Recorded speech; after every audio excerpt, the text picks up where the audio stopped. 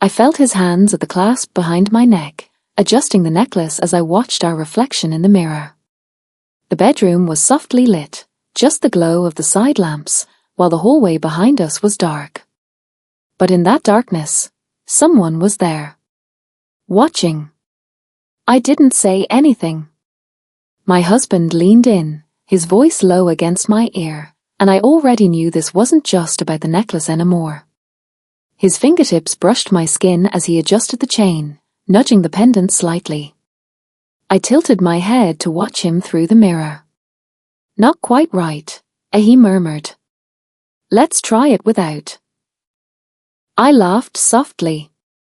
Since when are you picky about jewelry? Still, I reached up and unclasped it. The metal was warm in my palm. I lingered for a moment, until I noticed movement in the reflection. At first, I thought it was a trick of the light. But then I saw him. A man, standing in the doorway. Silent. Watching. I hadn't heard the door. Hadn't felt another presence in the house. My breath caught, but I didn't turn. His eyes weren't on my husband. They were on me. I started to speak, but my husband leaned closer and murmured, "Go on." The necklace was still in my hand, its imprint pressed into my skin like a memory. The stranger's gaze in the mirror was calm, direct, unreadable. Then, he stepped into the room, not quickly, but with deliberate ease, as if he already knew where to stand. My pulse was steady, but loud in my ears. I placed the necklace gently on the vanity, careful not to make a sound. He reached for my hand. His fingers brushed mine, gentle, but certain. He studied my hand, tracing my knuckles with his thumb before pausing. I glanced at my husband in the mirror. He didn't speak. He just held my gaze with that quiet look of his, an unspoken yes. The man released my hand only to lift it to my shoulder. The back of his fingers traced along my cheek. I didn't flinch. Didn't blink. My skin responded before I did. He leaned in just enough for me to feel the warmth of his breath. Still, no one spoke. I closed my eyes. The silence deepened.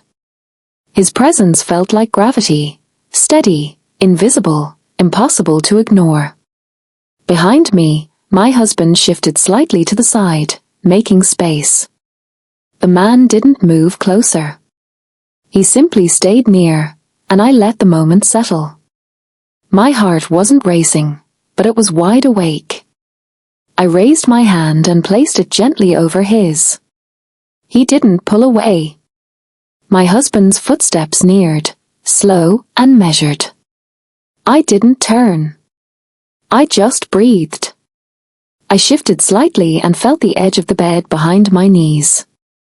I sat carefully. The mattress gave beneath me, the blouse I wore moving with emotion, whispering against my skin. They stayed near but didn't touch, not yet. That restraint, that stillness, was louder than any words. I glanced up at the man. His gaze was steady, focused entirely on me. I lifted his hand, placing it where mine had rested. He let it stay.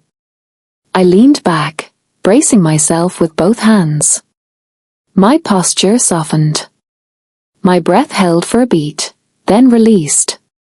My husband's hand settled gently on my shoulder. The guest moved closer, adjusting a fold in the blanket beside me. Nothing more. His nearness was a suggestion, not a demand. My husband's fingers brushed mine as I smoothed the fabric on my lap, small gestures, measured and grounding. The moment stretched. No one asked anything. No plan. No cue. Just presence.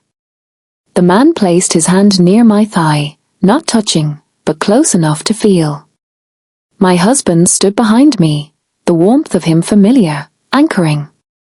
I exhaled and let my hands rest against the blanket, grounding myself. Then my husband kissed my temple.